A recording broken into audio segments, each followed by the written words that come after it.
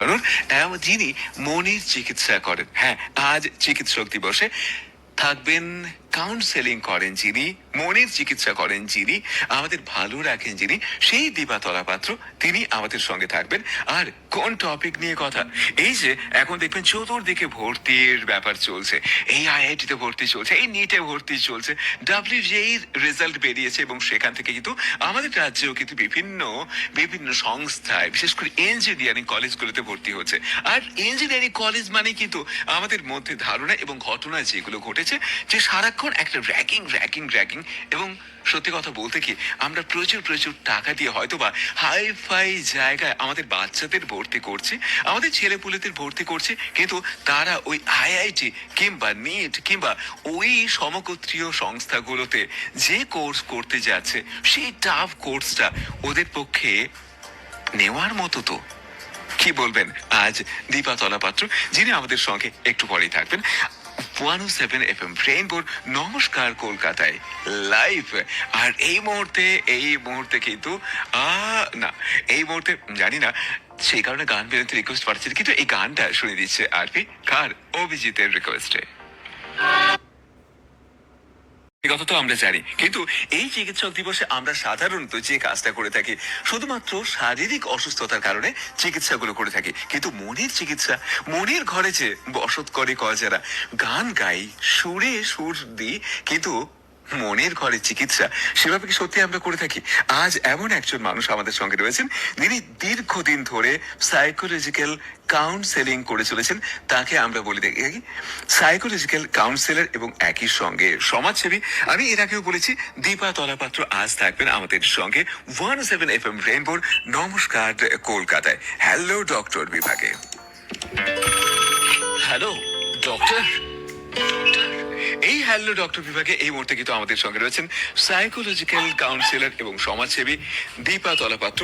তার কাছে আমাদের জেনে নেওয়া, এই যে বিভিন্ন প্রতিষ্ঠানে একটু আগে বলেছিলাম যে আইআইটি গুলোতে, নিট গুলোতে এবং সমগোত্রীয় প্রতিষ্ঠানে এই সময় কিন্তু ইঞ্জিনিয়ারিং পরে ভিড়, মেঘের পরে মেঘ যেমন জমে, ঠিক তেমনি ভাবে ভিড়ের পরে ভিড়, এবং দেশের সবচেয়ে সেরা মেধারা কিন্তু এখানে হাজির হয়।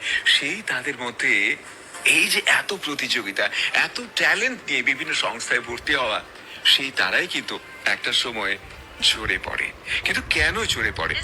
হ্যাঁ, কেন ঝরে পড়ে সেটাই কিন্তু জিজ্ঞাসা তার কাছে। আর তার জন্য মা বাবাদের কি করা উচিত সেটাও কিন্তু counsellor, psychological counsellor Dipa Talapatra কাছে জিজ্ঞাসা। নমস্কার দিদি। নমস্কার।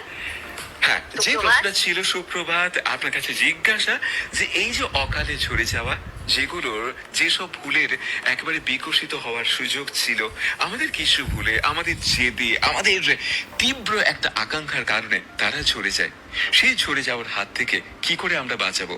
আমরা অভিভাবকরা কতটা সতর্ক থাকবো? আজকে আসলে এমন একটা বিষয় নিয়ে কথা বলতে এসেছি, যা শুধু শিক্ষা ব্যবস্থার নয়, আমাদের সমাজেরও এক গভীর সংকট। এই ভারতের উচ্চ শিক্ষা প্রতিযোগিতামূলক পরীক্ষা জগতে সাম্প্রতিক বছরগুলোতে একটি অত্যন্ত উদ্বেগজনক বিষয় হলো ছাত্রছাত্রীদের আত্মহত্যার ঘটনা। বিভিন্ন ক্যাম্পাসে, বিভিন্ন কোচিং প্রতিষ্ঠানে ছাত্রছাত্রীদের আত্মহত্যার মর্মান্তিক ঘটনা দেশ জুড়ে গভীর উদ্বেগ সৃষ্টি করেছে।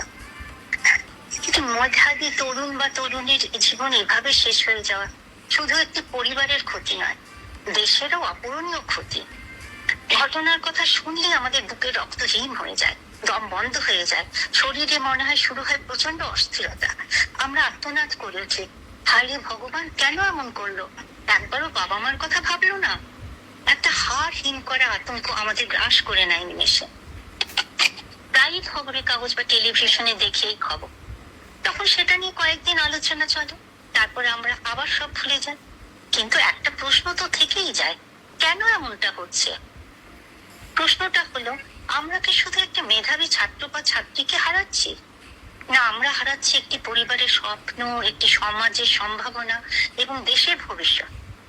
এটা তো শুধুমাত্র শিক্ষা ব্যবস্থা নয়, আমাদের সমাজেরও এক গভীর সংকট। এটা তো শুধুমাত্র একটা পরিবারের ক্ষতি নয়, দেশের, সমাজের, রাষ্ট্রের, এমনকি সমগ্র পৃথিবীর ক্ষতি। অনেকেরই মনে হয় পড়াশোনা চাপই বোধহয় এর একমাত্র কারণ। বিষয়টা কিন্তু এত সহজ নয়। আসলে একজন শিক্ষার্থীর জীবনে অনেক ধরনের চাপ একসঙ্গে কাজ করে।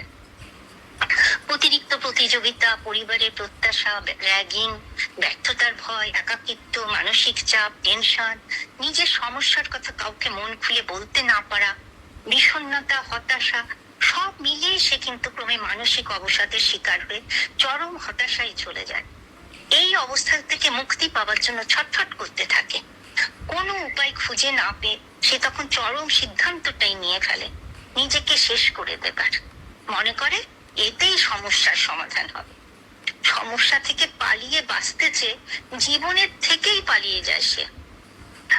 তার ভিতরে এমন একটা ভয় কাজ করতে থাকে যা সে কাউকে বোঝাতে পারে না, অনেক সময় কাউকে বলতেও পারে না। তখনই চরম সিদ্ধান্তটা নিয়ে ফেলে। আমরা শুনি, ভাবি, কষ্ট পাই।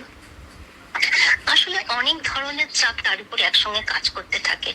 যেমন ভালো ফল করার প্রত্যাশা একটা চাপ থাকে, বাবা মায়ের প্রত্যাশা পূরণের চাপ, আত্মীয় পাড়া প্রতিবেশীদের নানান প্রশ্ন, বন্ধুদের সঙ্গে প্রতিযোগিতা, ও পারলো, ও পারছে, আমি পারছি না, ভবিষ্যতে কি হবে, অনিশ্চয়তা, র্যাগিং, একাকিত্ব এবং নিজের সমস্যার কথা কাউকে মন খুলে বুঝিয়ে না বলতে পারা। বিশেষ করে যারা বাড়ি থেকে দূরে থাকে তাদের জন্য পরিস্থিতি আরো কঠিন হতে পারে। নতুন পরিবেশ, নতুন মানুষ, কঠিন পড়াশোনা, সবকিছু একসঙ্গে সামলাতে গিয়ে অনেকেই মানসিকভাবে ক্লান্ত হয়ে পড়ে। দূরের শহরে বহু ছাত্রছাত্রী পরিবার থেকে দূরে থেকে কঠোর পরিশ্রম করে। তাদের অনেকেরই মনে হয় এই পরীক্ষাটাই তাদের ভবিষ্যৎ নির্ধারণ করে দেবে। একইভাবে এইরকম নামে সমস্ত প্রতিষ্ঠানে ভর্তি হওয়ার পরেও অনেকে নতুন পরিবেশ, তীব্র প্রতিযোগিতা এবং নিজের উপর অতিরিক্ত চাপের কারণে মানসিকভাবে ভেঙে পড়তে পারে। এখন প্রশ্ন হলো, আত্মহত্যা কিভাবে ঘটে? আসলে প্রত্যেকটা ঘটনাই তো ভিন্ন এবং ব্যক্তিগত, তাই একটা কারণ দিয়ে ব্যাখ্যা করা যায় না। এটা যাতে না হয় সেজন্য এটাকে প্রতিরোধ করা, মানসিক সহায়তা দেওয়া এবং সময় মতো যেন সে সাহায্য পায় তার উপর বিশেষ গুরুত্ব দিতে হবে। এক্ষেত্রে বাবা মা, শিক্ষক শিক্ষিকা, শিক্ষা প্রতিষ্ঠান এবং সমাজের ভূমিকা কিন্তু বিশেষ গুরুত্বপূর্ণ। প্রতিটি বাবা মা চান তাদের সন্তান সফল হোক, এটাই স্বাভাবিক। কিন্তু সেই সাফল্যের পেছনে ছুটতে গিয়ে যদি সন্তানের হাসি, শান্তি এবং মানসিক সুস্থতাই হারিয়ে যায়, তাহলে সেই সাফল্যের মূল্য কি? অনেক বাবা মা আছেন যারা সবসময় সন্তানদের অন্যদের সঙ্গে তুলনা করেন। ও পারছে, তুই পারবি না কেন? এটা ওনারা বুঝতে পারেন না প্রত্যেকটা মানুষের শেখার গতি, দক্ষতা, স্বপ্ন আলাদা। তোর জন্য এত করছি, তার বিনিময়ে কি চাই? এ শুধু তো একটু পড়াশোনা। শর্ত, এখানে নিঃস্বার্থ ভালোবাসাটা কোথায়? আমার প্রত্যাশা পূরণ করতে পারলেই তুই সুসন্তান, নহালেই কুসন্তান। সন্তান সবাইকে ছেড়ে অত দূরে রয়েছে, তবু ফোন করেই প্রথম প্রশ্ন, আজ কত ঘন্টা পড়েছো, কত নম্বর পাবে? এর চাইতে যদি জিজ্ঞেস করা হয়, তুমি ভালো আছো তো, তোমার কোনো কিছুতে কষ্ট হচ্ছে না তো? যে কোনো ব্যাপারে কষ্ট হলে, অসুবিধা হলে আমাদের জানাবে, কিন্তু আমরা সবসময় তোমার পাশে আছি। এই একটা কথাতেই কিন্তু আপনি আপনার সন্তানের সবচেয়ে ভরসার জায়গা হয়ে উঠতে পারে। প্লিজ আপনারা কেউ কিন্তু মনে করবেন না যে আমি কাউকে দোষ দিচ্ছি। শুধু আমাদের বোঝার চেষ্টা করা উচিত কেন এমন হচ্ছে, বাবা মা, শিক্ষক শিক্ষিকা এবং সমাজের কি ভূমিকা থাকা উচিত, আর কিভাবে আমরা আমাদের সন্তানদের সুস্থ সুন্দর স্বাভাবিক জীবনে পৌঁছে দিতে পারি, সেটাই তো আমাদের জানতে হবে না? সুখ, শান্তি, সমৃদ্ধি, সাফল্য এবং ভালোবাসায় আমরা তাদের ভরিয়ে দিতে পারি। একজন সন্তানের সবচেয়ে বড় প্রয়োজন হলো তার পরিবারের নিঃশর্ত ভালোবাসা ও সমর্থন। দেখুন, একজন শিশু যখন প্রথম স্কুলে যাওয়া শুরু করে তখন তাকে ঘিরে তার বাবা মা, পরিবার, পরিজন সবার কত আশা, কত স্বপ্ন থাকে। কিন্তু সেই সন্তানই যদি একদম এত চাপ, এত প্রত্যাশার বোঝা সইতে না পেরে নিজের জীবনটাই শেষ করে দেয়, তখন আমাদের কেমন লাগে? তখন কি আমরা নিজেদের প্রশ্ন করব না, আমরা কোথায় ভুল করেছি, কিভাবে ভুলটা করলাম? এক্ষেত্রে শিক্ষকদেরও ভূমিকা অত্যন্ত গুরুত্বপূর্ণ। তাদের অবশ্যই ছাত্রছাত্রীদের ফ্রেন্ড, ফিলোসফার এন্ড গাইড হয়ে উঠতে হবে। শুধু ভালোভাবে পড়ালেই তো হলো না, ওদের বন্ধু বান্ধব হয়ে উঠতে হবে, তারা কি চাইছে, কেন চাইছে, সেটা উচিত না অনুচিত, সব বুঝে তার দিকে সাহায্যের হাত বাড়িয়ে দিতে হবে।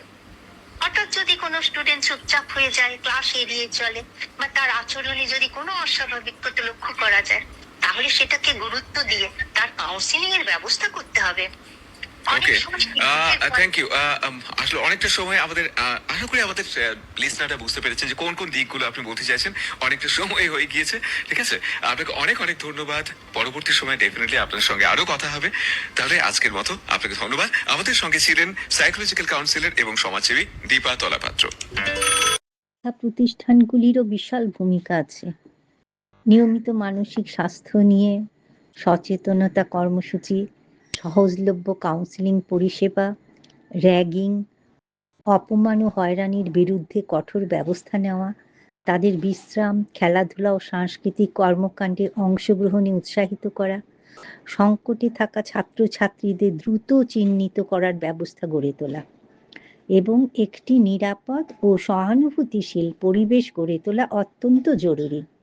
যতই অ্যান্টি র্যাগিং সেল থাকুক না কেন, তাও কম বেশি র্যাগিংয়ের শিকার হতে হয় অনেককেই। সেক্ষেত্রে প্রথম বছরটা বাইরে থেকে ক্লাস করে সেকেন্ড ইয়ার থেকে হোস্টেলে থাকা যেতে পারে। বড় কথা, আমাদের চিন্তা ভাবনা বদলাতে হবে। একটি পরীক্ষায় ব্যর্থ হওয়া মানে জীবনে ব্যর্থ হওয়া নয়। জীবনে সাফল্য অর্জনের হাজারোটা পথ আছে। নম্বর অবশ্যই গুরুত্বপূর্ণ, কিন্তু মানুষের জীবন তার থেকেও অনেক বেশি মূল্যবান।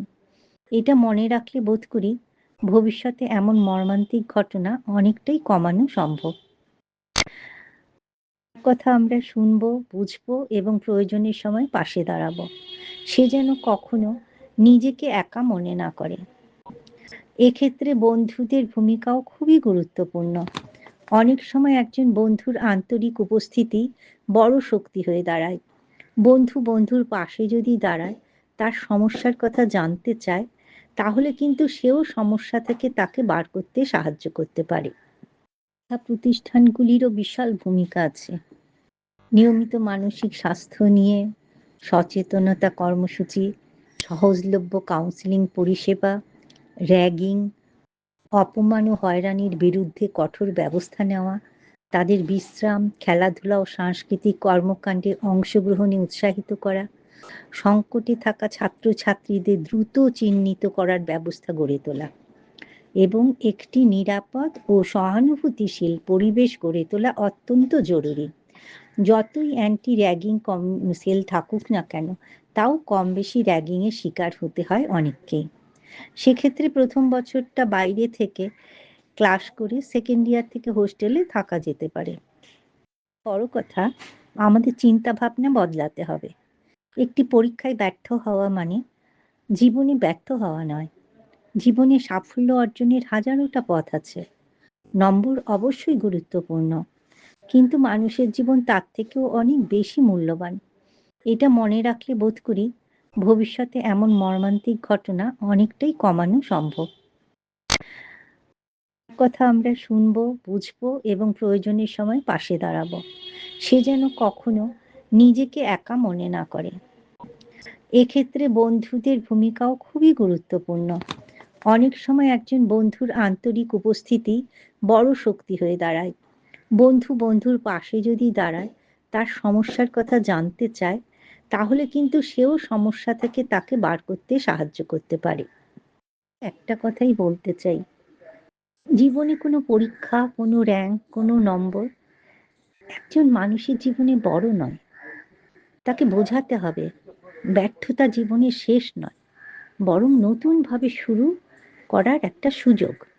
সাফল্যের অনেক পথ আছে, কিন্তু জীবন একটাই।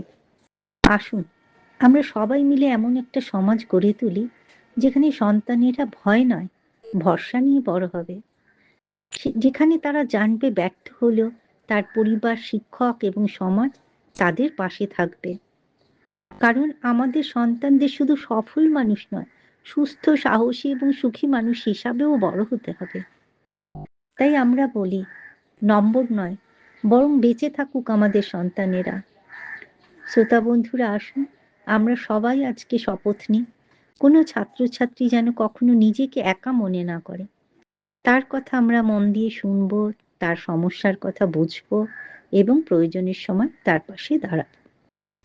নমস্কার, সবাই সুস্থ থাকুন, ভালো থাকুন।